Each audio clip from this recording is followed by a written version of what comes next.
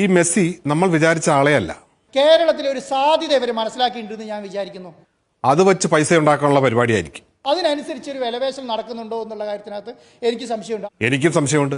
കേരളത്തിൽ കളിക്കാൻ വരുന്നതിന് ഇടയ്ക്ക് ഡൽഹിയിലും മുംബൈയിലൊക്കെ പോവാ എന്ന് ഉദ്ദേശിച്ചിട്ട് അവർ സൈൻ ചെയ്ത് പോവാണ്. ഇങ്ങനെ സൈൻ ചെയ്ത് പോവാണ്. അല്ലാതെ മെസ്സിയൊക്കെ ഡൽഹിയിലും ബോംബെയിലും ആര് കൊണ്ടുപോകാനാണ്? ഈ മെസ്സിന്റെ ഫാദർ അടങ്ങുന്ന ഒരു സെപ്പറേറ്റ് കമ്പനിയാണ് അത് ചെയ്തുകൊണ്ടിരിക്കുന്നത്. ഇവർ ഫാമിലി ആയിട്ടേ ഉടായ്പാണെന്നാണ് തോന്നുന്നത്.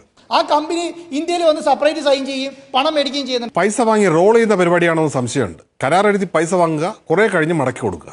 മെസ്സിന്റെ കൂടെ ഒരു ഫോട്ടോ എടുക്കാനും ജേഴ്സി സൈൻ ചെയ്യാനും വേണ്ടിയത് $2 ലക്ഷം.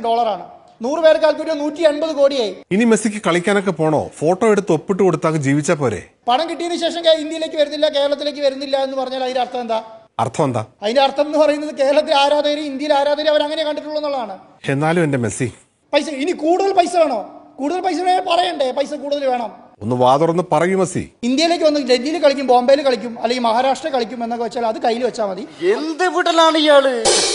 അതുമായി ബന്ധപ്പെട്ട കാര്യങ്ങളുമായിട്ട് മുന്നോട്ട് പോകുന്നു വിചാരിക്കും വേണ്ട. കൂടുതൽ കളിച്ചാൽ സ്വന്തം വീട്ടുമുറ്റത്ത് കളിക്കാൻ പോലും പറ്റില്ല, പറഞ്ഞേക്കാം. ഇത് വിജയിച്ചാൽ ഗുണം ചെയ്യാൻ പോകുന്നത് കേരളത്തിന് മാത്രമല്ല അർജന്റീന ടീമിനും കൂടി ആയിരുന്നു. എന്ത് വിടലാണ് ഇയാള്? അത് അവർ മനസ്സിലാക്കി വന്നാൽ നല്ലത്, അല്ലെങ്കിൽ അതിന്റെ നടപടി സ്വീകരിക്കും. ഇത് വേറെ ആരോടും പറഞ്ഞോ? നമ്മളോട് മാത്രല്ലേ പറഞ്ഞിട്ടുള്ളൂ? ഞാൻ ആരോടും പറഞ്ഞില്ല. ആരോടെങ്കിലും പറഞ്ഞാൽ